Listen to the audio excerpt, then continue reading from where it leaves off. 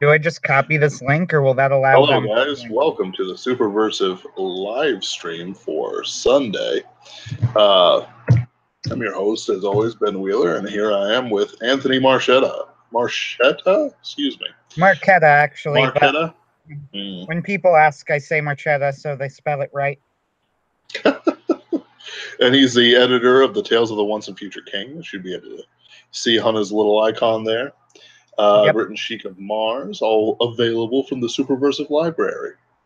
Today we're going to be just kind of meandering around some different stuff. We've seen some recent movies that honestly deserve some attention, like Van Helsing. It is criminal what has happened to Van Helsing. The bad It did very reviews. well in the box office, too. It got comic spin-off, it got a prequel. It was just Mm-hmm. critically panned. Yeah, well, critics are critics. These guys, they don't know. I mean, like, I'm reading, oh, the plot is so stupid, and I'm watching it, and I'm going, I don't know, it seems to hold up fairly. Right? Even the whole thing, like, yeah, it's over the top, but I don't know why it's especially dumb. It's fine. Right? Like the only thing I have with the plot is that like the guy made his great oath that he would slay Dracula, or his family will slay Dracula, or else they'll never enter the kingdom of heaven. And then he can't do it after all these oaths and things like that, and Right. he just does away with him through in his secret castle, and it's like, dude, come on, like why are Why you harder? doing this? Right? Like you've got another son who's apparently immortal or whatever he was. Why not just let them duke it out? Well, no. We've got to entrap him for 400 years and risk the entire family slipping into purgatory or whatever. Uh, okay. Yeah, it's pretty. Here's the other thing. Like, I was pretty unclear on how long it was because he was making it sound like it was a really, really long time ago they made that oath. And I'm like, oh, okay. So they're his direct children. They're not like his great great grandchildren, which I Nope. thought would be the case. And I'm like, so I guess he was like immortal, but they didn't really make that clear. I Right? mean, it's not something that honestly even really bothered me, to be honest with you. I just No. went like, okay, I guess he's really old, but he Right? must have. He's not immortal, but he must have a super long lifespan. But it was also like, shouldn't they have just been like his great great grandchildren or something? Wouldn't that have made more sense? Well, they showed a family tree, and there's like seven or so, like little crests down on it. Do you remember when the friar, who is the best character? He's Yes, hilarious. he was. Uh, The friar he, was great. yeah, I'm not a friar, not a monk. Damn it. Anyway, he shows off like the family tree, and it's actually extensive. Um, and then, of course, it's pointed at the top and pointed at the bottom, which means that things aren't going so hot for these people. Um, I just thought it was very good. Like, I saw it on the graduation from high school. So it's been about 10 years or so since it's It's been come a out, long time since I I think. saw this movie. I was young at the time. I What? was. I don't even know. I don't even remember when I first saw it, but I remember liking it. Oh, yeah. Van Helsing. Well, it was during a I heat mean, wave. go ahead. No, I was just gonna say it was during a heat wave in St. Louis and the power went out. So like it took me a couple tries before I could actually see it. But it was nice. It was good. I like how they went from like uh, black and white into colored uh, stuff past the beginning. So it's like, oh, this is ancient history. It's all spooky and stuff like that. And then it went into the more modern colors. But of course, everything's so muted and colorless anyway in Romania that even slight changes of colors for various scenes did quite a lot for the movie, Yeah, the movie cinematography. The other Uh, thing notable about this, and you could compare it to Castlevania too, is the Christianity at the center of this is very strong and portrayed mostly in a positive way. hmm Like they have a little bit with the church, but honestly, even then, like he's crossing himself after people die, the cross burns Dracula. hmm Uh, he still calls himself the left hand of God. I mean, when you Right. compare it to something like Castlevania, where the church is just horrifically awful, awful, awful in every way, and the Right. show, I mean, not the games. I don't know the games very well, but like Right. in the show, it does stand out as a difference. Like it, the the church in media and stuff like that, like especially in vampire stories, are always a mixed bag for me. Either they're really good, or they're part of the forces of evil, but under a different banner. And it's like, I actually like I don't think the grave like you remember the Gravedigger, right? What do you mean? No, In Van no. Helsing, Uh, the long I, white I haired guy in the top hat. yes, that was one of Yes, the characters that did not stick in my head very well, but that could yes, not what? I'll let you describe him. I What's that, do Anthony? remember. Okay. I said not in my head very well, but now that you describe him, I do. I've I pulled it up actually, on Wikipedia to make sure I have everything down well. And I just literally just finished it too, but right, right. either there's a lot going on in Van Helsing. Oh, there is. But I think it moves it along in a very pulpy pace. But the Gravedigger shows up. He's leading the mob that kills Dr. Frankenstein. And he shows up later and randomly is just trying to murder Van Helsing because he's afraid of the wrath of the vampires. But then Yeah, he's killed by the okay. werewolf. Now I remember him. I didn't realize Yeah. that was the guy actually. Yes. Yeah.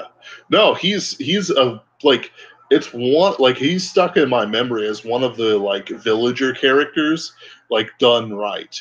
He's menacing, he's very creepy, but at the same time like he's friendly until he's not and he's becomes murderous, which I thought was just a just the right sort of balance.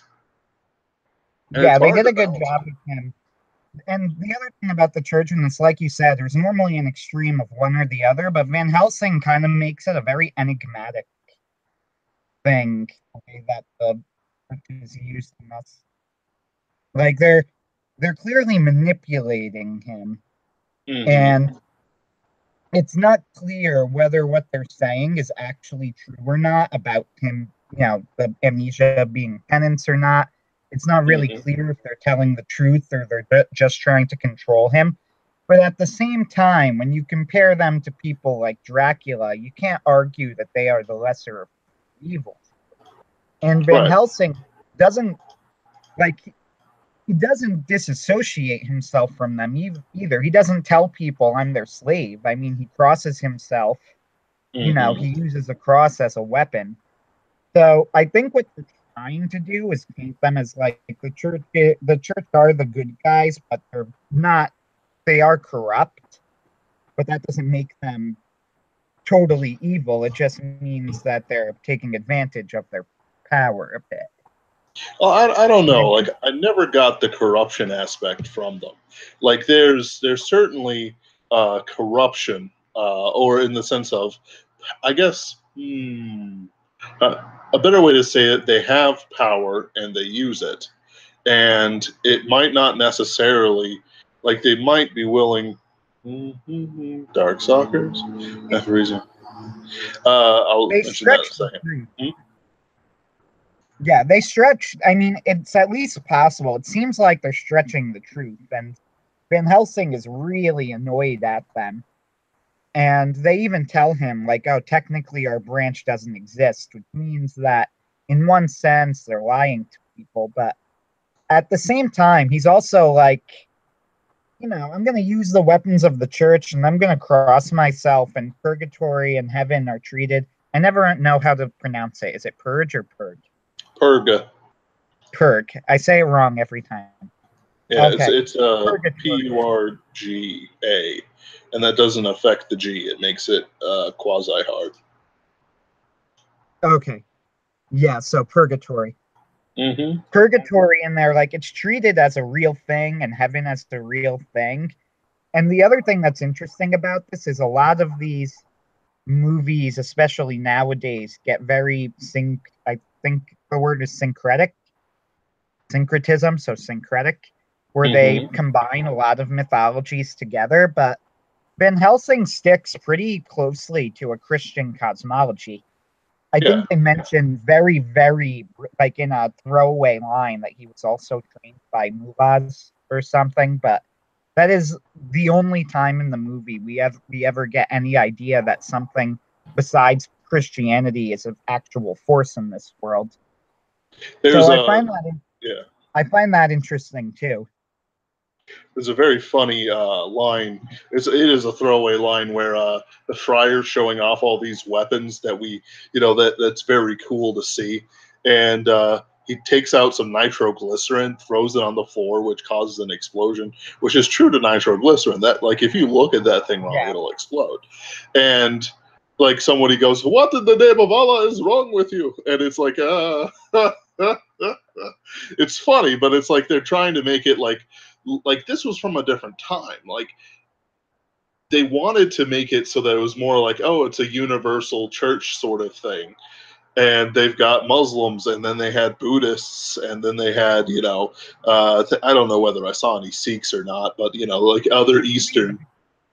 it's strange because they do that, but every other aspect of the movie, I mean, is so clearly, purely Christian. I mean, like everything he does, everything he uses, the afterlife cosmology of it is very Catholic. And Mm-hmm. and then and they just drop hints in there that like, oh yeah, another religions exist too. And I'm like, they might as well Okay. not though. Right. Yeah, I mean, it's a funny line, just it because, is. Yeah. like I don't know, it's with the accent, with the suddenness, with the explosion, like it just does it just right. I think I just like how they did it because it's like with Dr. Frankenstein, there's that element of man tampering with nature, being in control of nature if you're genius enough, of course, to uh, to create life. That man still has enough dominance over nature to create Frankenstein's monster.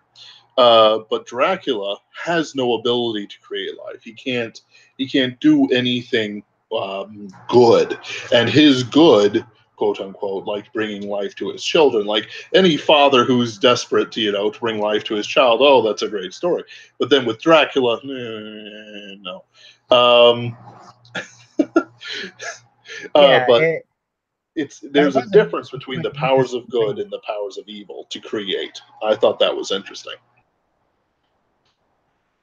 Yeah, that was pretty interesting. I think the other thing that they did very well in this movie, they had the whole dichotomy, like, are you a murderer or a holy man? And he says a bit of both. And I think they Hmm. actually did really well with that concept of him being willing to do the dirty stuff that maybe the real holy men won't do, but at the same time, not repudiating their teachings. Like even the werewolf thing at the end had a strong element of that, that he was willing to turn himself into this unnatural, this evil. He literally says earlier, like, you're basically not a human anymore. You've been taken over by evil. And he's willing to turn himself into this in order to kill Dracula.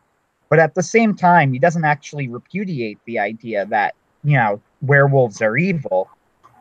He never says something like, well, Hmm. maybe it's the right thing to do. No, it's just him. He's willing to take on this sort of thing to spare other people from having to do it.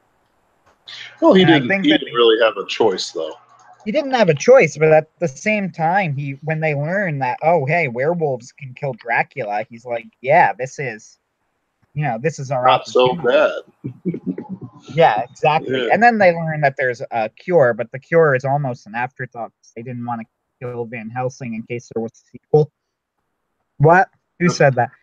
Yeah, that's clearly why there was a cure. The cure didn't have anything to do with the movie, but anyway, yeah, the fact that he was willing to do that, it does fit that dichotomy very well, and I think they did a good job with that thematically, more than you see some places do that. I think because that's a common theme that people will try to throw in there, and I think that Van Helsing executed it particularly well. Duality. Yeah. Oh yeah, like I see some people try to play with duality, but the thing is they try to make everything white or black or gray. And the thing is, like, guess what, guys? It is white and black for a lot of it. And um, you're probably not promoting the right side of things, especially with a whole bunch of like liberal fiction and left wing fiction. It's like, hey, everyone's as evil as everyone else, and depending on perspective, and it's duality. No, it's not. The Yeah. Republic isn't as evil as the Empire.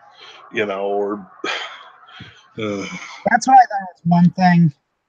The whole thing with Van Helsing and Van Helsing's duality that I thought was really interesting is that Van Helsing had this duality to him, the whole murder or holy man thing. mm-hmm. But he had that duality without them actually saying that holy men didn't exist or good didn't exist or right. evil. Like when he was saying I'm a murderer, he was actually saying, yes, I do actual bad things sometimes. Like they're not morally gray. It's I'm willing to do things that probably shouldn't be done because I see a greater good, but that doesn't necessarily make it like a good thing on its own. It doesn't And I thought that excuse was what he does. right. It doesn't excuse, like when he kills the girl at the end. Sure, he kills Dracula, but he had to do it by transforming into this monster, and there are consequences for that. Mm-hmm. And then you see, man tampering with forces beyond their control, right? That whole thing. Right. And I think that was a very, you can't just, there's always a price. Yep. And I think that Van Helsing captured that very well. And that's under the radar. Another thing about this movie, like, it's not that dumb of a movie. Right. Like, Yeah, it's like, it knows what it's doing. It's executing the plan. let's see. And Good. I think that's what's interesting. We have a comment here. It was a good preservation of the monster mash subgenre trope, and they went way overboard with the new attempted dark universe from Bar One Studios. Absolutely. I am looking like there's a second Godzilla flick coming out. Where's the comment? Because I'm looking here and I'm looking on the Discord thread and I don't see on it. The chat on the YouTube video. Oh, on the YouTube. Okay. Yep. Got it. Yep, I keep it open to the side for comments like these. We have an excellent breed of viewers. And they're gonna do Godzilla, and they're trying to do a whole bunch of different people. But the thing is, like the new Godzilla commercial that they put out, it doesn't do much of anything for me. It doesn't really say much of interest to me because I am mostly interested in monsters fighting each other. I am more interested in a 2-versus-1 Frankenstein's monster and the werewolf versus Dracula than I am Godzilla and some weird things about environmentalism. Yeah, I did like King Kong though. Is this for the third movie in the anime series? No, it's not the anime series. We'll save that for a minute. That doesn't sound like that series. That series is very very philosophical, actually. Oh, yeah. Oddly enough. Like I was talking to John Della Roz, I think Thursday, about that sort of thing. Like, we can have like all the philosophy, like the deep religion in Van Helsing, or the philosophy of transhumanism and other things in the Godzilla 2 City on the Edge of Monsters, or whatever it is, Battle of the City of Monsters. I can't remember. And like, yeah, It's Yeah, something what like is it? that. It's like we can't like I wish we could sell it on the deep philosophies and stuff like that, but it's like nope, we've got to throw Godzilla into this first, guys, and then we can talk about what we really want to talk about. Well, that's why I thought this was. I mean, I know you love the first Godzilla, I remember, and you really like this one. I I didn't do. love it as much because I thought it moved slow. But with that said, I thought the ending to the second one was really strong. Oh yeah. And it reminded me a little bit, and this sounds very odd because I remember Josh Young, who's one of the Superversives, saying in the Discord when I brought this up that, like, wait, you're talking about Godzilla, right? So I said it reminded me a little bit of Evangelion Right. and how Evangelion ended, the whole theme of individuality versus, what you're willing to give up to win the fight, right? Hmm. And Josh Young was like, "You're talking about Godzilla, aren't you? Yeah, you're bringing up Evangelion and Godzilla." And I'm like, "Well, yeah, actually." And Right. it was really good too, actually. Yeah. Like I thought Like that was a really intense ending. I thought it was a legitimate conflict. Like yeah. it was a conflict you could really feel. It was stakes that you could really feel. And the choice was a genuinely difficult choice to make. And I thought they did a really good job with that. Yep. Like Plus, ultimately, sorry, it looked way cool. Just it did. It did. I think both for Van Helsing and Godzilla 2 did have actually similar themes about humanity and what you were willing to give up. For Van Helsing, he was willing to give up his humanity, or at the very least, not willing to kill himself risk before it. he.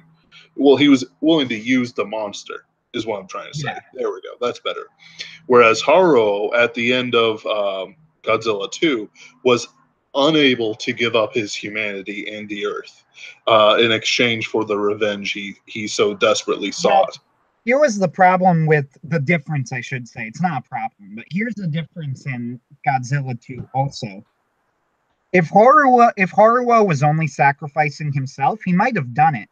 Hmm. But it was that other people didn't want to do it, were yelling at him that they didn't want to do this, that he had someone else to his side saying, "You realize if you let this happen, you might be creating something worse than Godzilla Right. that makes a difference." And the reason it was such a good conflict, though, was that really, really hated Godzilla. He says right before that, like, is this really the right thing? Which sounds dumb, but he does have the conversation before that. Like, is this really the right thing to do? Yep. Like there is a race of people here who are living in this world with Godzilla, so it clearly can be done. Like, am I making the right move deciding that the best thing to do is kill it? And then, it goes into now what are you willing to sacrifice in order to get this done? And maybe Haruo would have sacrificed himself, and that's what I can't Right. remember the leader of the alien race. He was telling him, I think you're different. Whatever the Gargu or something like that. yeah. When he Yeah, was telling it was Haruo, look, several Haruo, G's. I think you're different. I think you understand. And he might not have been wrong Oh no, you if mean it was Metface? just if it was just Haruo. He Right. might not have been wrong. But the fact that he was bringing it was Yoko, right? Yes. Was that her name? Yeah, that Yep. he was Yeah. bringing Yoko into it, and that he was maybe going to be bringing forth this monster with the city. I think that's Yep. why Haruo couldn't make that decision. So it was The it Earth was was very under well threat done, that from a ending. different way than he expected. Um, More than like it's the cost. Like he would like to bring up Van Helsing again. Is that the cost? Like because this still works. Ultimately, Van Helsing, spoilers, killed his love interest in his Yeah. werewolf form. Essentially, I'm trying to say that Haruo wasn't willing to have the same cost paid. I don't know Uh, if that's quite right. I think that more what you could say is, first off, it wasn't just death. Death is one thing. In fact, I think he would have been willing to die, to Right. let them die. I think that that would have been enough for him. It was that she was going to get Maybe at absorbed into this first. hive mind. It was this hive mind thing that was the really, like, that he was going to let her get absorbed into this horrible, you know, Hmm. hive thing where they lost all of their humanity. However, Van Helsing was willing. He, I think, like Harlow, where you can make the comparison, is that Van Helsing was willing to take that onto himself, and he was Yes. willing to take those consequences. And I think that Harlow would have been too, but Harlow wasn't willing to sacrifice other people. And Van Helsing didn't want to, but that's the cost. There's always a cost when you ally yourself with the monsters. It's never free. Yeah. That is very true. Uh, and it's always going to be the thing you don't want it to touch the most. Uh, Right. and And that's why, even though Harlow, go ahead, sorry. it's just a painful thing. Um, like just talking to some people, it's like, like, oh, there's this good Bible verse, can you take a, it's talking about, prostitutes and thoughts and other things. It's like, can you take a coal to your breast and not be burned? And it's the same sort of thing. Like, are you going to accept the coal? Or are you not going to take the coal? And it's not a matter of if you're going to be burned, but when. Yeah, exactly. And that's why Harlow, too. Harlow makes his choice, but he might have even made it right for Yoko. I mean, I don't think so, because her body is there. And when I looked up the plot afterward to refresh myself on things, like, it called it a coma. So I'm pretty sure that Yoko's going to come out of it, because Oh, otherwise, probably. why would they? Otherwise, why would she be there? Yeah, Ooh, there's an there could be point. a. She could control. I bet. Okay, I bet that she's been partially merged with the machines, and now something will come of that. That could be interesting. That also could be, like, they actually could have an advantage with that too. Hmm. I Like thought what they did, actually having a Mecha Godzilla versus Godzilla fight. Or which is what I thought the movie would be, by the way. So I was same, slightly disappointed with that. I'm same. like, I thought that Mecha Godzilla was gonna fight Godzilla, and it was good what we got, but that you can't promise that and then not go through Right. with a Mecha Godzilla versus Godzilla fight.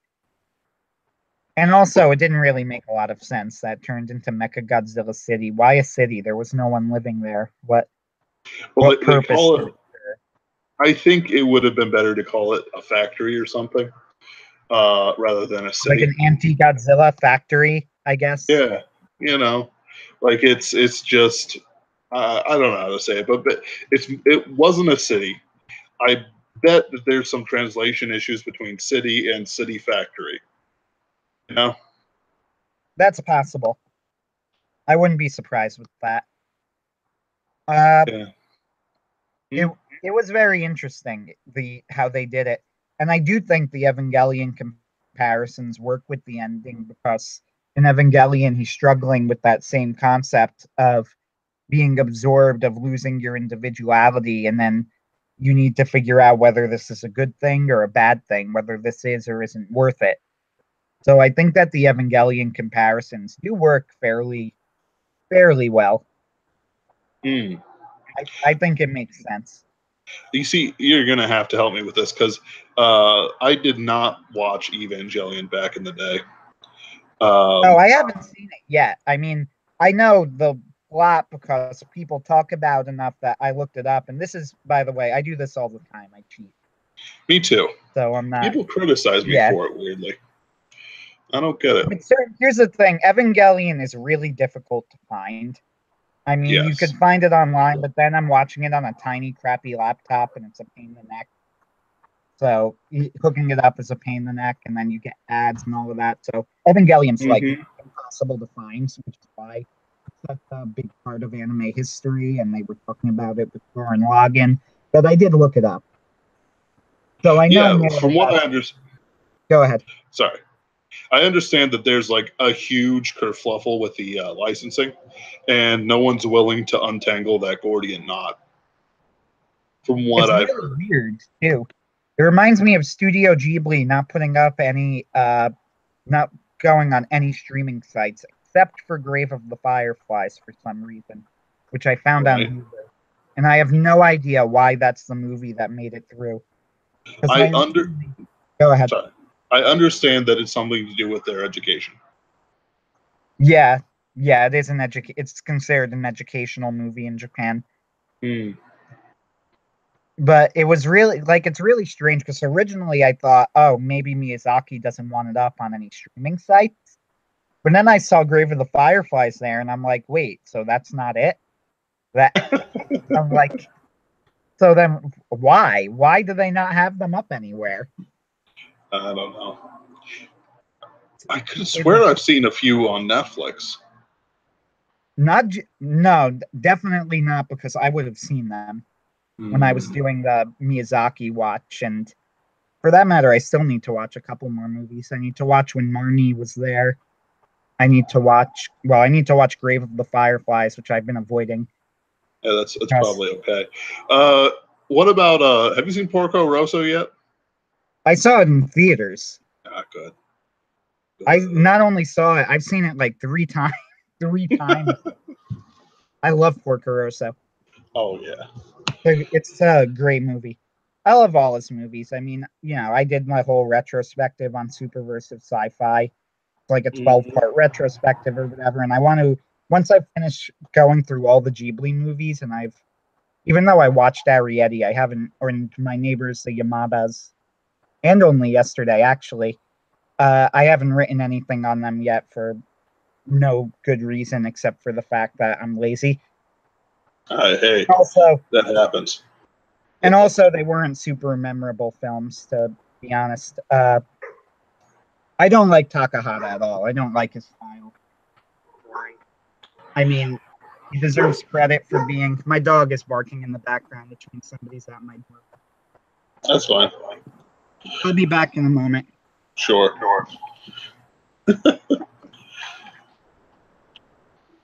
Honestly, I'm just gonna fill the blank space with a nice little monologue there. Honestly, I feel like the endings of some of the Ghibli films, some were pretty good, but I've always felt that while like Howl's Moving Castle, which is another good monster flick, it is because Howl turns into that monster, is a little bit like it's earned for Sophie, but I honestly don't feel like Howl. Like he acted less selfishly over. Maybe you know what? Maybe my thing about it is that we just don't see it as much, and it's actually okay. That's probably right.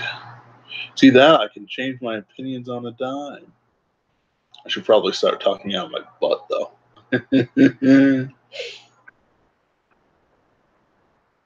I did like King Kong, and the Island of the Monsters or whatever. I thought that was a pretty good film. I like the monstrousness of the humans and of the monsters. I like how everyone interacted with each other. Dr. Brule's character was pretty funny. Um, and even though I don't really agree with the idea of their monster universe, I really can't. I really can't criticize it. Like, it's not the DC universe. Like, and it looks like Aquaman might might be the first DC Universe flick that I actually bothered to see. And I don't even really want to do it, but it's like it looks fun. It's got the guy who was in Game of Thrones, who I actually enjoy quite a bit. Um, like yeah, he was like Cal Drogo. Like it's just I don't know. I don't know. I don't think they'll have what it takes. It looks like it's Black Panther under the sea. Do do do do do. Well. Hmm. One of the things I did appreciate with Van Helsing is the action and how it flowed from piece to piece at a pretty brisk pace, but was more than willing to have a relatively slow-moving scene when it needed to. The two I'm thinking about is the scene where he returns to the Vatican and goes to their underground lab, and the second one is where Anna is captured by Dracula, and they're at the masked ball, which is of course populated entirely by vampires, as these things go. Vampires. I wish I had more vampire pictures, but I do not. It's not really in my list of fetishes. Oh well. Let's see, maybe this. Sure, why not? It's adorable. And so we have, like, because I'm going to talk about masquerade balls mostly in this one. We have this scene where she's dancing around with Dracula, and Dracula, having lost two of his wives so far, is currently like seducing her. He is clearly seducing her, and she's fighting him, but she's falling into his spell because he's irresistible. And actually, I appreciated that while Dracula's actor was not too handsome, he was certainly handsome enough for it to be believable. Honestly, I've never really, while I hate pretty sparkly vampires and bare-chested vampires and all that jazz, apologies to like Declan Finn, but you know, it's not a series of tropes I can appreciate. It just doesn't do anything for me. Like it's too pretty on the outside, whereas with the fella in Van Helsing, he's not ugly. He's not ugly at all. And live streaming about vampires. I forgot to put up a post to the conservative CLFA.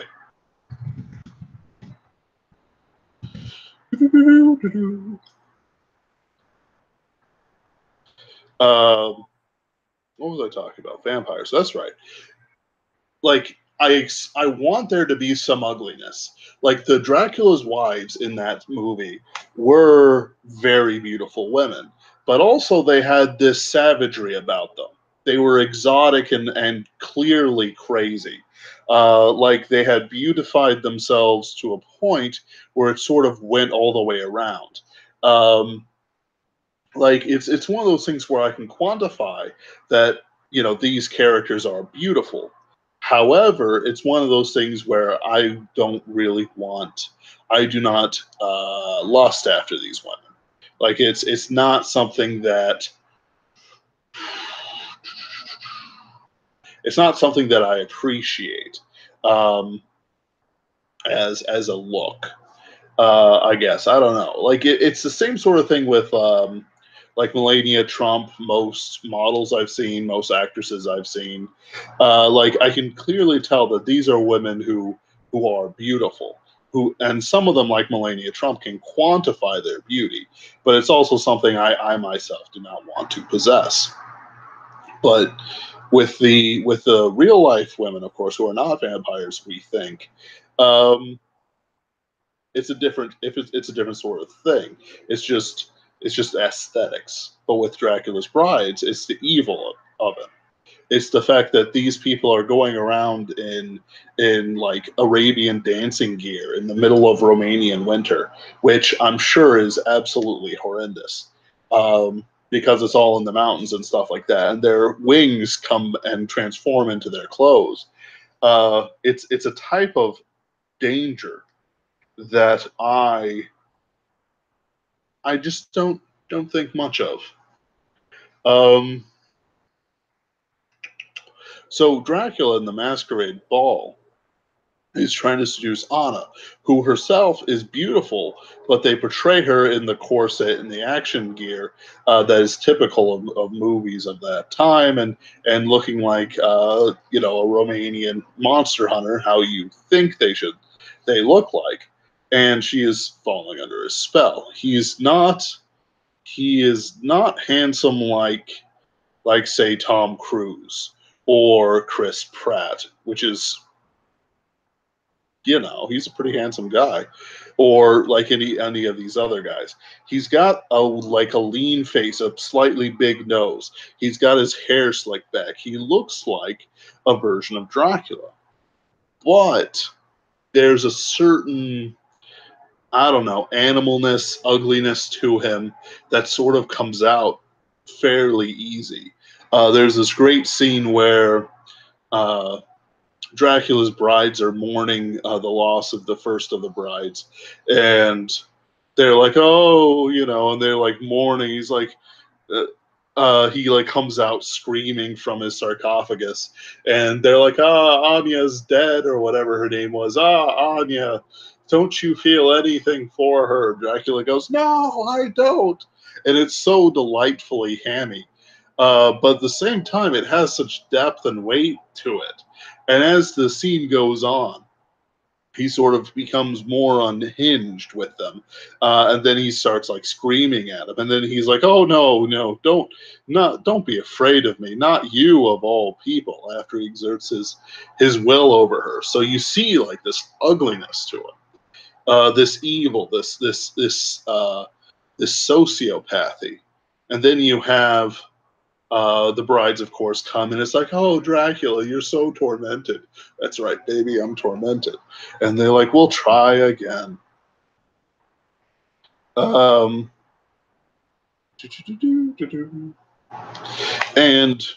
it is so. It continues on. Really, I think some of the best part of this movie was the costume design and how everyone sort of worked together on it. The gravedigger wore clothes that you'd expect a gravedigger would wear, but also it looked like a Romanian would also wear it.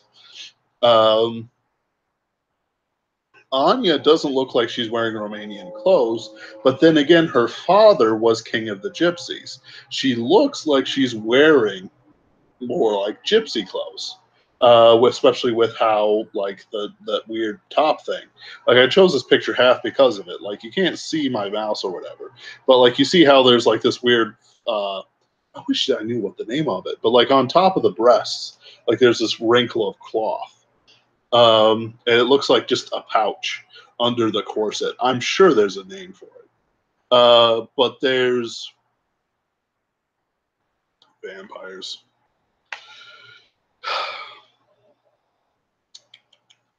But there's like the costume design of it. Van Helsing wears very heavy leather. Dr. Hyde, Mr. Hyde wears, like doesn't wear a shirt, and he takes stuff off of people to wear it for himself, to taunt them. The church looked like church people.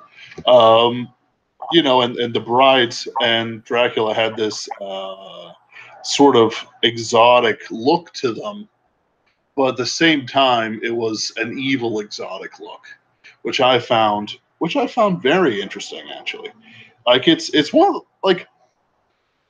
of those weird things. I saw this movie in a formula point of my life. I saw how their clothing was and how they carried themselves, and I think it probably carries over to the harem and the Sheik of Mars, and how like Prince Ahmed Al Shah carries himself. I bet if I could psychoanalyze myself enough until Anthony gets back, but when he comes back. Right now I'm trying to find a new image to put up. Preferably something to do with the subject. But like I said before, I'm not really into vampires. I'm into Oni. I can do dog girls, moth girls. I don't know. Life's hard sometimes. Moving into Godzilla 2 City of Monsters, I do think much more than Anthony that they're connected, in theme anyway, of the monstrousness and using the monstrousness to defeat your enemies. Van Helsing didn't really have as much of a choice as he might have liked. Haruo, though, had the choice to become the werewolf, and he refused, even as other people accepted it. Werewolf, of course, being a metaphor for the nanometal, which I am a sucker for nanomachines, an absolute sucker. Um, uh, the entirety of my book, Jasper Silver, is basically about a kid transformed into nanomachines, and I am perfectly fine with that. Uh, And nanomachines, son, they can do anything. What? I've What? arrived. You've arrived. You're back. Yes. Yes. Sorry All right. about that. My parents came in, brought lunch. I inhaled it in like 5 minutes, and then I ran up. Hey, that's fine. Isn't it like 3 p.m. where you are? It's a little after 4:30. Oh, oh, you're right. Anyway, what was I talking about? Nanomachines. How do you like Yes. nanomachines, Anthony? How do I like nanomachines? Yes. You want to know something? The What's one that? that sticks in my memory the most, the use of nano whatevers. Mm-hmm. I don't know if I would even call them machines, but the way that they used it was in the fifth Alex Rider book, Scorpia, when they injected little nanoparticles into the bloodstream filled with poison of cyanide, into the bloodstream of all of the school children in Britain. And then they were going to release a satellite up on a balloon to break down the gold surrounding the cyanide and murder all of the children. And Mm-hmm. I that is my biggest memory of like how nanoparticles or whatever in fiction. And you want to know something? That's why Alex Rider is You sort of cut out there, man. Your moment of really. triumph. Yeah, you did. Where did I cut out at? Alex Rider is garble, garble, garble. Alex Rider is garble, garble, garble. That's what it sounded like. Okay. The book of Scorpia. I did. I got But it. you got that part. Yes.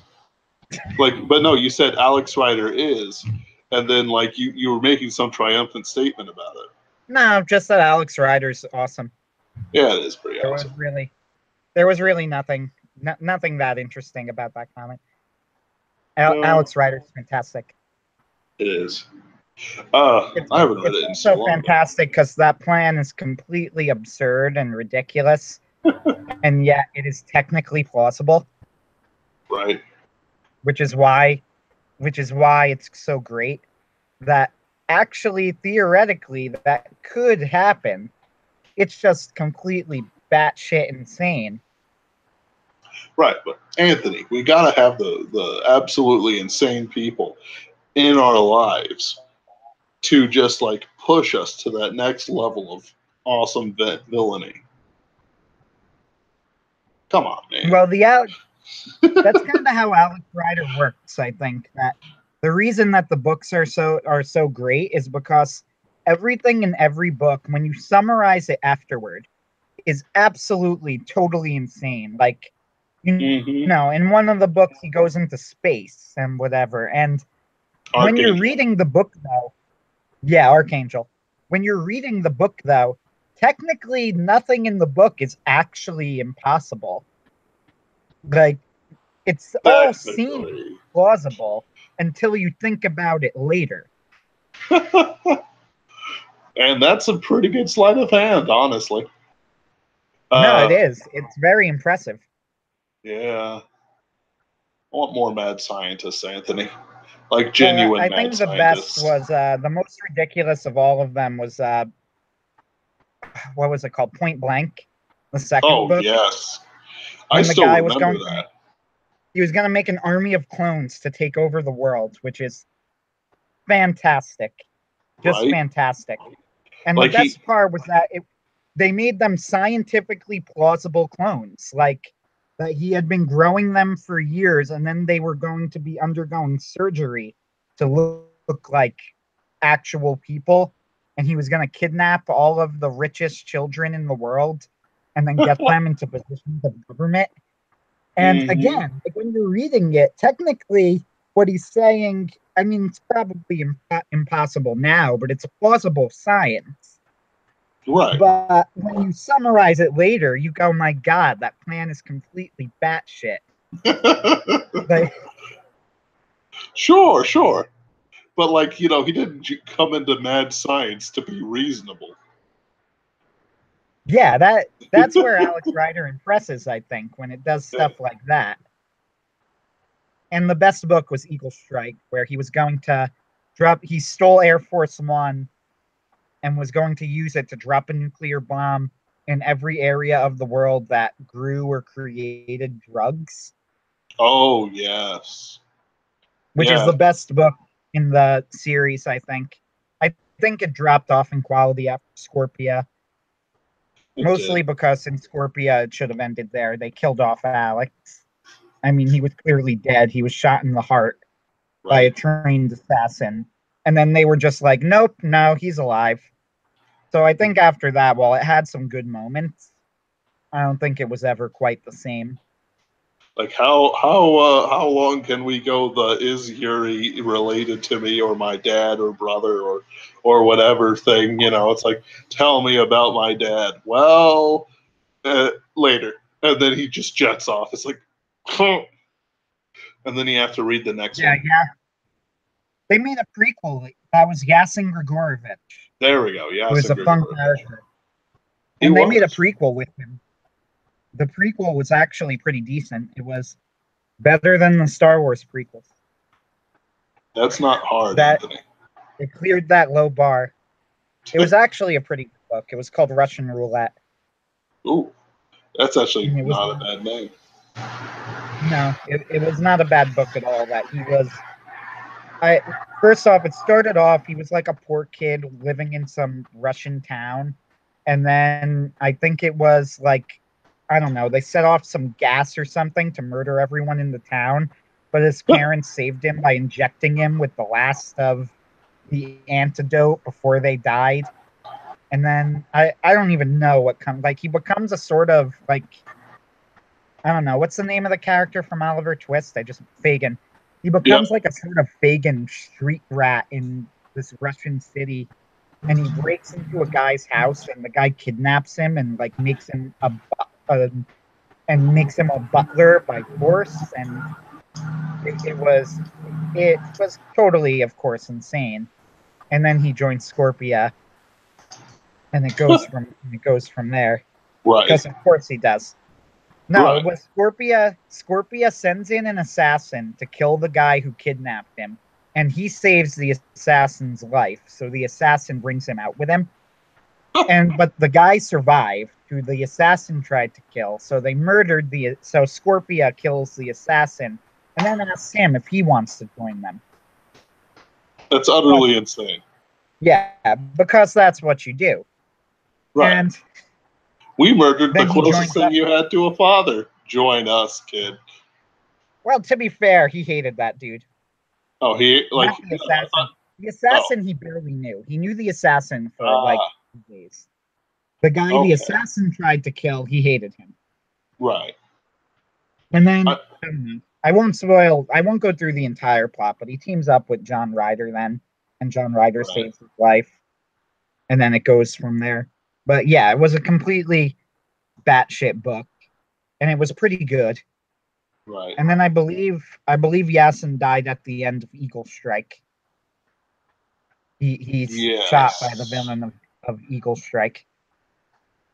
yes, I remember that one. I No, wish I could write. I might be echoing with you, man.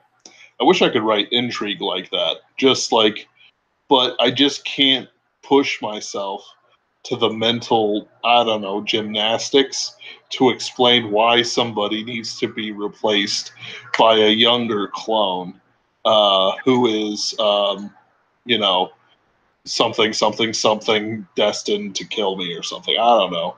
Like, it's one of those things where it's like, I can't even think of good examples that aren't like just a replacement.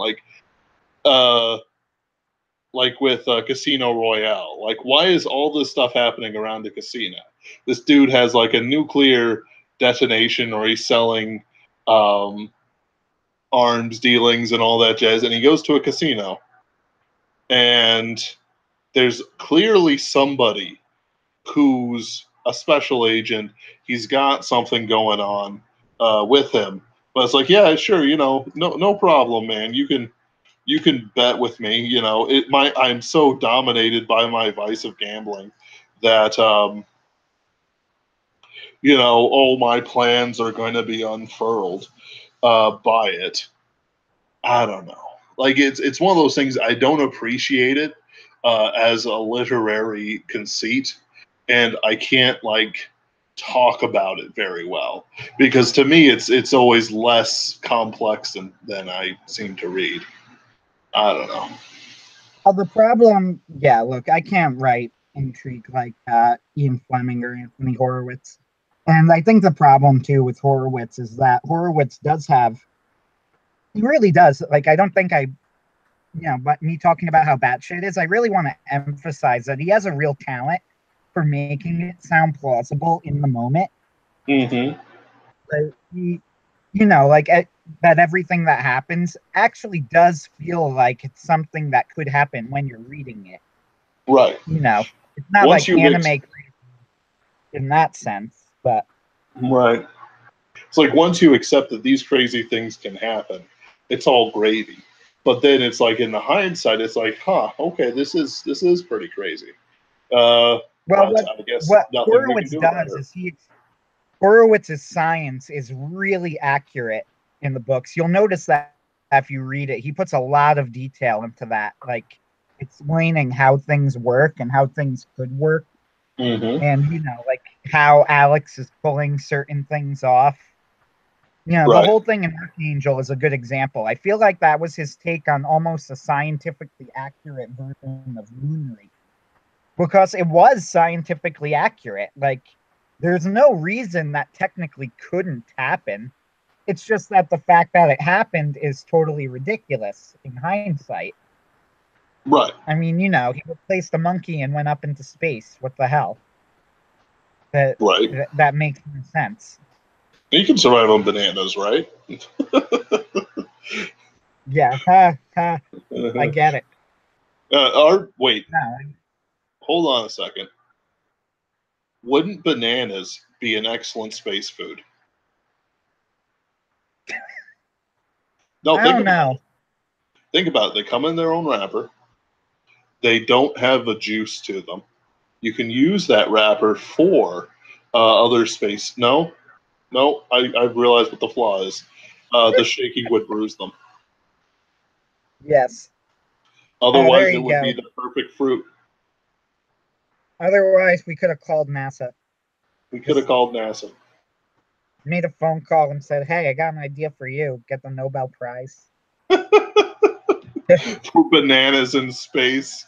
And then for it's like, banana." it's Well, like, like the whole thing where they go, "Oh, they spent money making an astronaut pen, but the Russians used the pencil." And I surely hope the Russians didn't use the pencil, because when the graphite breaks, it will float around you and create a little cloud. You should probably work on creating some sort of pen that can work upside down. Just, I feel right. like that would make more sense than using a breakable substance that when there's no gravity and it will float in your face forever and is And, impossible to clean. and is flammable Yeah, and and conducts it's flammable. electricity. It's I both mean, yeah, flammable and conducts electricity. the Not whole good pencil things. thing is really stupid. Just throwing that out there now that we're on that topic. Right. It's like like there's a few things I just find stupid on their face, like pencils and other space stuff by people who clearly don't know anything what they're talking about. The trolley problem to try and do some sort of morally equivalent thing, or or horseshoe theory. Like these are things I just hate to death What on was that so last many one? levels. Horseshoe theory, Horseshoe. where like if Explain you that one. okay, so it's a little bit weird, and it's become less common, but it was pretty big for a little bit. But basically, they're saying if you're a right wing, you're no better than the left wing Oh, on the yeah. opposite end of you.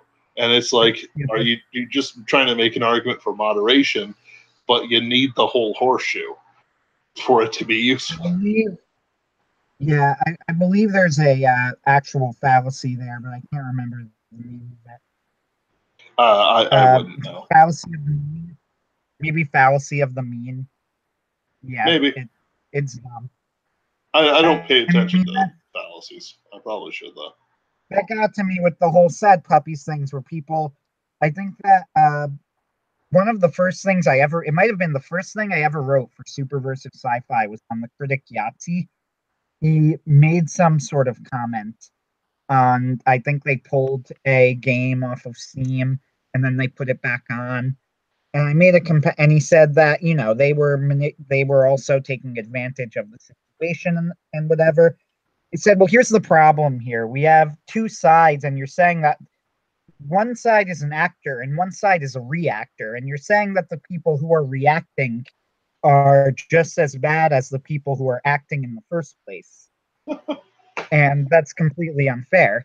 That was the whole thing with the sad puppies, where they go, look how much the sad puppies are messing everything up in the Hugo Awards. And they said, well, that depends. Are the sad puppies the actors here? Or are they the reactors here? Right. Because if they're just reacting to, you know, real or perceived insults, slights, biases, then what are they doing wrong? And that's the real question that people don't want to answer. With Well, answering, you try and say, oh, both sides are just as extreme. Go, well, why is the other side just as extreme? Are right. they just as extreme because they're just as evil, or are they just as extreme because that's the only way to react if you want to survive, Right. It's like if you is want to win? like there have been in Lord of the Rings occasional mentions that the kings of Gondor or whatever would sweep into areas and wipe out every orc. Are they just as evil as the orcs trying to commit genocide on all the men, or are they reacting to the fact that orcs want to commit genocide on the race of men? You can't, like, that's why orc posting is so nice. Like, just say, for Sauron, for the mouth of Sauron, for all evil. Gog Mog's, the orc captain's motivations are unclear, says CNN. Uh, you know, you can't really show any sort of equivalency to that sort of thing.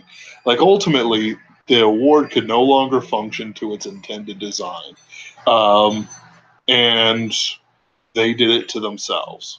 The fact that it's burning down now means that they did Yeah, it to themselves now. let's just bring up quickly what has happened. Freaking hilarious. Oh Oh yeah, my God. When John Delarose first posted, this is where I first saw the original dispute about like misgendering the author. I honest to God thought he was kidding. Like I thought he was shit posting. right. Like, And okay, that's he's a making a joke reasonable about it. question for him, but it's like, no, it was real. It Yeah, I was was like, wait, you're serious? People are actually mad about this? Like they're genuinely like dropping the the convention? How is that possible? right. And I'm And like, then oh, this is amazing. This is the best entertainment since the Rabid Puppies, right. which were also really entertaining. Did you happen to see Vox Day's dark stream about his strategy? No, I don't really listen to Vox Day's dark streams. I do when it interests me, and I was interested on his take on it, and it was basically, yeah, we goaded the men, and we made sure that their most extreme elements were their most vocal, and as they took over, we retreated, and then waited it for them to burn themselves down. Like, Oh, I there's did this read that. I read that on his website. He posted uh, that part of the transcript. and there's a comic called Oglaf, which I do not recommend for anyone with a sense of morality. Oh, But I know that name because I think the guy who does XKCD puts a link to it at the bottom. Who, by the way, went off the deep end too, as if he was on it. as if he Right. was ever in the shallow end. But anyway, keep going. No, and there's this great comic where it's like, so we, oh dear, we're gonna fight them, and unfortunately, they've got their god on their side, and it's like, well, what do you mean? Have you read their holy scripture? The dude, like, and he keeps on describing things about it. It's like if you peel it from the wrong end of the banana, he'll strike you for lightning. Like it's just, he's insane. Like he's an inbred, insane god. And then all of a sudden they see this giant god come down, point a finger, and scream, "Blasphemy!" And fire and lightning pour down onto the enemy soldiers. And the commander's like, I'm surprised this didn't happen sooner. I'm surprised. Happy. Actually, kind of funny. Yeah. Oh, here No, it is. but Yep. Keep going. okay, yeah. I think the other thing, just because I just pulled up the page now on my computer and I'm away, we should bring up that John C. Wright's Last Jedi review is the greatest thing on the internet right now. Oh yeah, it's fantastic. It's pretty amazing. Just over the fact that he can write several thousand words about a title crawl is like, oh, these are the articles I want from him. Well, I was telling my sister about it, and I said, okay, John's argument is that The Last Jedi is not a movie, and she wasn't that interested. And she looks at me and says, okay, you got me. How exactly are you going to sell me on that? Isn't it, by definition, a movie? And I said, well, that's a good question, isn't it? Right. And then she wasn't interested again. And I said, okay, part 1 is on the title crawl. Then she looked at me and said, okay, once again, you got me here. How could you possibly write a whole article on the title crawl? And I'm like, well, funny you ask that, because it's a pretty good article. It is. It's one of those things where it's like, I love John C. Wright, but I don't really care for his politics posts. I like his Last Crusade posts, which we haven't seen in a long time. But I love it whenever he like deep dives into how he views art and movies and writing and stuff like that.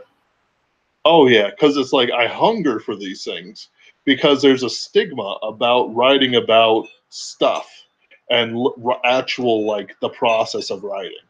For like I'm trying to do that with my Necronomicon Aesthetica for all the 5 odd views each article gets. But it's like I want there articles. They're very entertaining articles. At the very least, they're entertaining. But it's like I want there. That's worth something. Yeah, but I want there to be like articles like that from other people. Like Nick Cole, I love his new videos on how he writes books. Sure, it's a bit in the technical sort of things, but it's also very informative. It gives me a lot of information about how he views literature and how he views his work. And there's a lot of things that honestly could be picked up from it by some authors. I'm interested in seeing like how other authors work, but a lot of authors just kind of take a business like approach to it. Like, I sit down and type the words, or Chris Fox or whatever his name is. Larry Correa, which is not. Don't get me wrong, I'm not criticizing it at all because he writes very well. Oh yeah, like Larry Correa, his writing advice, if you read it, and I have, I think he even had a class, and his writing advice is really just start writing in a nutshell. And while there is a lot of value, don't get me wrong, a lot of value in that sort of advice for a lot of people, it's also not as interesting as John explaining in 2,000 words why the title crawl of The Last Jedi was a disaster. Yep. And like some authors, I don't really care to hear about it. Like it's like, okay, you wrote a Space Marine something or other, and now they're blowing it apart, right? And so, are you going to write an article about how to write an action scene? No, man, you just write. Thanks. And then I have to go find something else.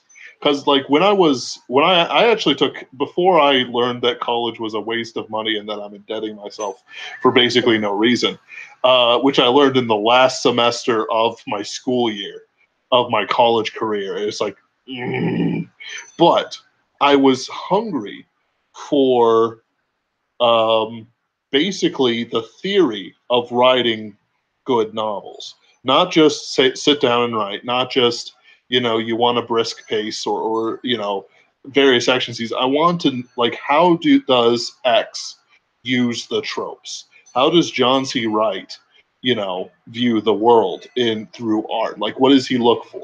I asked Nick Cole, like, what are his pet peeves? For me, it's like, just as a baseline, it's like whenever like you're coming across an author and like you can tell a sex scene is coming and then they go quivering, I'm like, no, I'm out. For him, it's like vulgarity. Like, he's pretty cool with like all the violence in the world or various other things, but the second that an author uses vulgarity as a crutch for terrible writing, like Nick Cole, jumps out.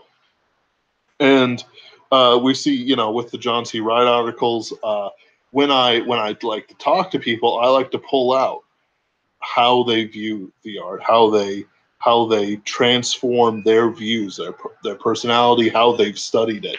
Like, you can use TV tropes, but that's like saying flour, water, and baking soda or whatever make up bread. Like, how are you going to do it? Like, next week I'm going to have Bradford Walker on to talk about Star Knights, and I'm going to be, I love the guy. He's a friend of the show, but it's like I'm going to be sort of like picking his mind apart for that stuff.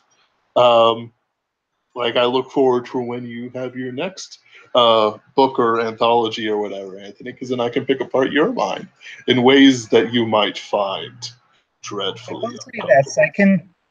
I consider myself very lucky. What happened? No, I'm serious. I actually do have kind of an audience. When I joined in the Pulp Rev group, I was invited by Corey, I think, and I joined in and everybody welcomed me. Somebody there was like, "Oh, it's good to have like a celebrity in the group." And I thought it was a joke and I laughed. And he goes, "No, I'm not kidding. You're a Castalia writer. A lot of people read you." And I'm like, "Oh, wait, you're not kidding." Like, so people think of the Castalia writers like they're kind of in the leading edge there. And I was kind of discovered by Jeffro when Castalia was when he was redoing the blog into basically what it is now. Jeffro Uh-huh. emailed me and actually said, "Hey, you want to do a weekly Superversive column?" Yes. And I've been procrastinating on it. So I haven't had Ever one up in a since. couple of years. So whatever. Yes. I've been procrastinating on it. But with that said, like, I've gotten, first off, I do have the most commented on post to this day on the Stalia House site, which I find hilarious. I beat Yeah. out Daddy Warpig by like 10 comments. Nice. I'm pretty sure. I do like Daddy Warpig. Yes, I do. It was mostly hate comments. They were all really pissed at me. Hey, which one was that? This was a long, long time ago, when by ancient history, as in like 2 years. Ah. Yeah, this was when Jeffro was on the blog and we were having Superversive and Castalia were sort of having a back and forth on, genres and pulp and whatever. Yeah. And I wrote an article at the time because I was annoyed with an article they wrote about one of the Superversives. And I originally had this is the story. You get the background information now behind the article. It says we're no longer presenting, by the way. Huh? No, we are. It says, okay, now it does. It went No, off and then that's it went. the presenting is to do with the images I threw up on the screen. Oh, okay. Got it. Never mind. Anyway, you get the background info on this in very vague details. Yes. So I originally wrote like a whole response post to that was in a very annoyed tone. And then I sent it out an email and I deleted it and said, I can't post that. Because I'm like, this is too mean. Right. And also, Jeffro, for all of my annoyance, Jeffro has been very good to me. And it wouldn't be right to write something like that and test my limits with Castalia. So instead, I wrote an article that was sort of kind of a response that was about how I thought that pulp was actually a genre in its own right, and people misrepresented that. And I was hundreds of comments, insults. We're talking like people were so mad at me, so mad. They were losing it on me. Like people I liked came in and were insulting my intelligence. They were, Right. it was bad. And in retrospect, some parts of it I agree with and some I don't. And I have some more sympathy for the pulp riff people than I had before at that point.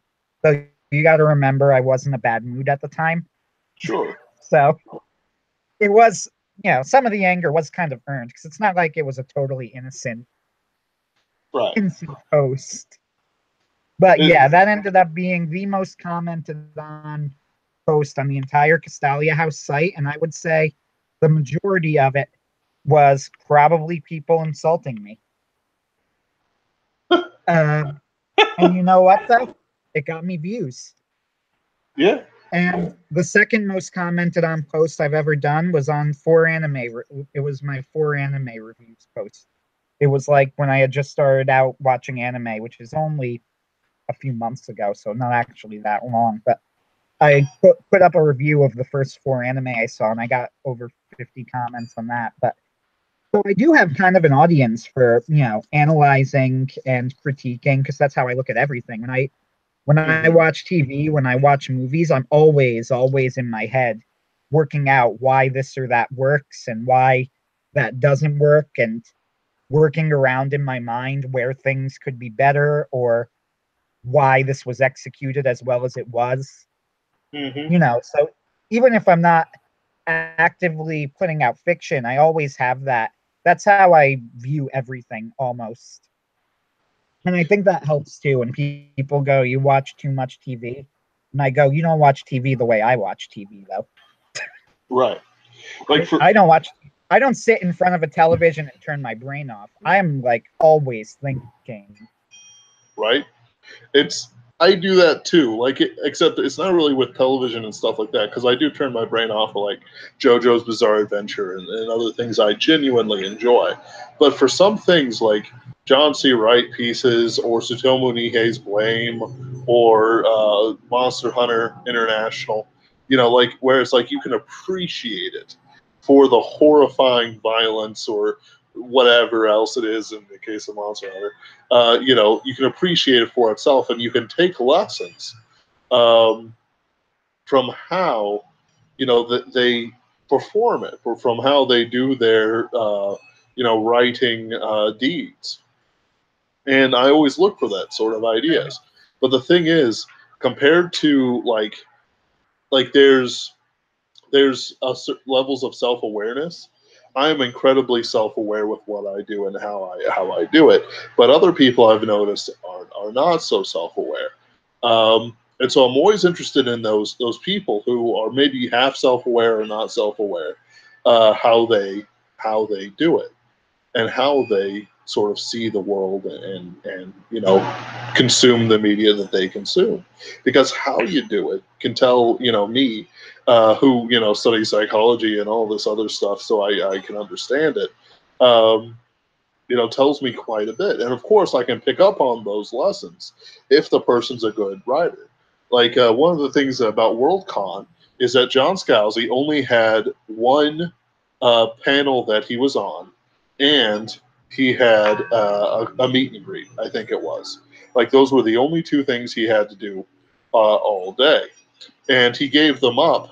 So for minority authors or whatever. But the thing is, like even though I think Scalzi is absolute scum of the earth when it comes to writing, I'm sure he's like, even though we do like make fun of him in these circles, like I'm sure that he's not like the worst person in the world. Nothing's really come out. The whole thing, I'm going to very, very quick interject because I know that you're in the middle of a point, but I used to wonder why, like, I thought it was pretty unfair that Vox Day with John Scalzi, he would call him McRae because I thought, it was clearly a secure post. Then I read the post, and now I get it. Right. Because it was satire, I have no respect for John Scalzi, absolutely none.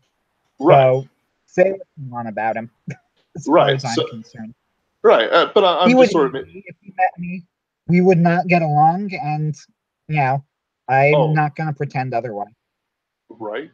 Uh, there's like, Yeah, so but back to my point. What I'm trying to say is that for all of Scalzi's faults and for all the hand holding he must get from Patrick Nielsen Hayden, he does at least produce a novel every 2 years or so, and he yeah, tries.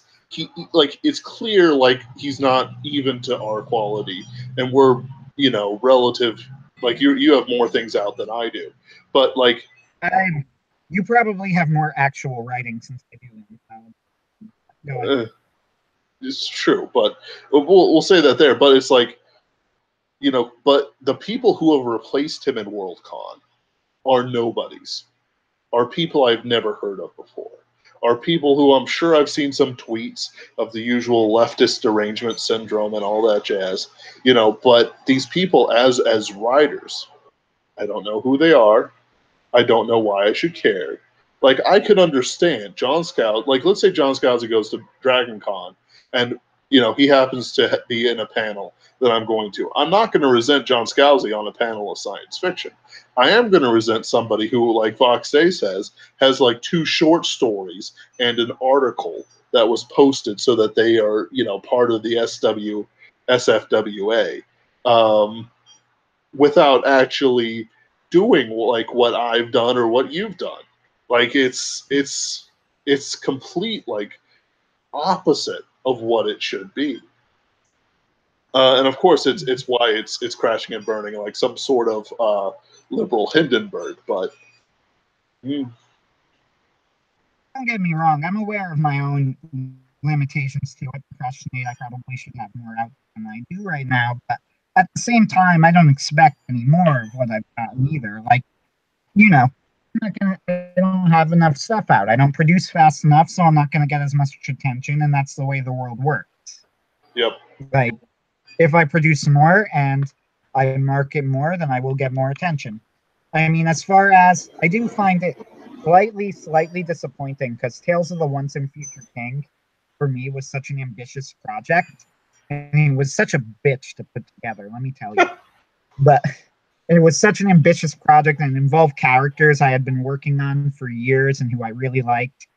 And when it came out, it didn't get a lot of attention. And then soon after it, I ended up getting on a podcast with someone, and there was an issue technically, so the podcast never came out. But I went on to discuss it, and then God Robot was brought up in the middle of the discussion, which was my first anthology, and actually has like 40 something reviews. It was published with Stalia House. yes, And I actually liked it quite a bit. thank you. But yeah, when I did God Robot, and when I brought up God Robot, they hadn't heard of it, and when I told them the concept, they were like, "No, let's talk about that." And I'm like, you don't want to talk about Tails?" I'm like, I worked hard on Tails. I thought it was a pretty ambitious idea. I'm like, Right, I connected 20 stories together. I mean, I know that the frame story is not the greatest thing in the world, but I think that the fact that it even works at all is pretty impressive. right. Yeah, It's can't we talk about that? like you And have they're two like, no, God choices. Robot is such a cool idea. And I'm like, well, yeah, it is. Oh my Worked on goodness. that too. And I did, don't get me wrong, God Robot, it was a cool idea, which John C. Wright's idea, so I feel a little better saying that. Like Right. I'm not just promoting myself. It was John C. Wright's idea, the concept behind God Robot. And Hmm. I did work hard on it. It wasn't something that I just slapped together and threw out there. It was a labor of love too. And I owe Vox Day a lot for publishing that because I was really a nobody. I had 2 short stories and an article published at that point. And Vox Day just kind of said, yeah, sure, I'll publish it. And it ended up uh, getting decent critical praise. So it was kind Yeah. of, yeah, so I owe Vox Day a lot for that. And I did work, like, I don't want to make it sound like I worked so much harder on Tales. I did because it was a more ambitious project, but I didn't phone in God Robot, by No. any means. I worked hard on it. I did what I wanted to do, and I was satisfied with how it came out. But at the same time, I'm like, I just put together this thing, and like, these are characters I love, and this is a story Hmm. that I'm, really happy I came out with. And they're like, yeah, but that concept is so cool. And I'm like, the concept's not mine. It's, it's Right. actually John C. Wright. Man, if that doesn't cause an inferiority complex, I don't know what does, Anthony. I don't know. Well, I can't really say I can't I won't say that so much. I mean, I knew it was Yeah. John C. Wright's idea. I had been giving him credit throughout, but I was kind of hoping to talk about Tales because I thought Tales people thought of God Robot as this unique original ideas, and from my perspective, I'm like, really? Because I think Tales is way more ambitious. I'm like, this was the experiment for me. This was like my big risk. I was going to put all of these authors and incorporate these unrelated stories into one frame in a pre-created universe. And then they're like, yeah, but the robot idea is really cool. Why don't you tell us about that? It's like, And I'm like, it was a good book. yep. I, I enjoyed writing it. I'll probably write a sequel. In fact, You I may know, write my own sequel as a I novelize a would sequel to it. I would read that. You know, It was I'm it was actually gonna be something It was going to be something set in the early days, I think, in between, if for people who have read the book, in between the rise of American robotics and the rise of the world government and how they smuggled the Theobot code so that they could keep it alive. It was going to be something like that. And I was going to mhm. see if I could novelize that one day. But I don't have any strong ideas yet, so it'll be a little bit before I go back to it. Oh, I was But talking more whatever. about Tales of Once and Future King. Yeah, Tales of the Once and Future King, man. Like, I have so much on that. I have so much background. I have like a whole plot line. I have stories about the villains, and people were just like, yeah, that was there. I get it. We're amateurs. That frame story does come off as like this is one of our first attempts at writing the long form, and I'm satisfied with how it came out. I think that we put a full effort into it, and I think that it was a worthy attempt, and it deserves to exist, basically. Yeah, can't always Like say it, I that. think, yeah, I think that it deserved to be there. It was a worthy introduction to the world, and it was an entertaining story, even if it wasn't perfect. And I knew it wasn't perfect because we're new writers, and not Yeah, everything that we write now is going to be a masterpiece yet. We're not John C. nope. Wright yet. Uh, Who sneezes and so, it's like but bringing me to tears. yeah, but it's like we're at this point, and we've written this story, and I'm like, I thought it was, I get that it's flawed, but I thought it was pretty good. Yeah. Hmm. I mean, there are sections of it that I look back on. I'm like, yeah, I'm really happy with how that came out. You know, and Yeah, then some stuff in retrospect I'd rewrite, and some stuff I might change around a little bit. But you can only work with the info you have at the time and the work that we were doing at the time. And hmm. ultimately, like it's something I come out satisfied with. And I do need to thank John Mollison, who wrote a wonderful, wonderful review of Tales of the Once and Future King on Castalia House. And he even emailed me while he was reading it to compliment me on the book, which was very nice of him. And so that at least exists. And he wrote, it's a triumph of the genre on both an entertainment and technical level. And I want that on my tombstone because that's probably the greatest compliment I'm ever going to receive as an author. And Anthony. you really can't go past Anthony. that. You really can't go higher than that. That's a great compliment. That is. And there's something to the idea that all of us, yeah, moving beyond just me, all of us, yeah, we're all amateurs at the moment, right? Or a lot of us are anyway. Sure. Not all of what we write is going to be perfect. Not everything. Raw, Nancy put out, he's writing some pulp stuff now. You're writing now. Corey McCleary, me, all of us newbies basically in the field. Not everything we write is going to be perfect, but everything we write is going to be sincere. Oh yeah. Like you're going to read it and you're going to see, hey, you know what? This guy put an effort into it. This is somebody who really cared about the story, who took it seriously. And Yep. hopefully you'll see all of us improving as time goes on. I certainly do want to Because, improve. I can like yeah, it. because, Yeah. go ahead. Oh, because it's like I'm currently finishing up editing for my third written novel, Jasper Silver.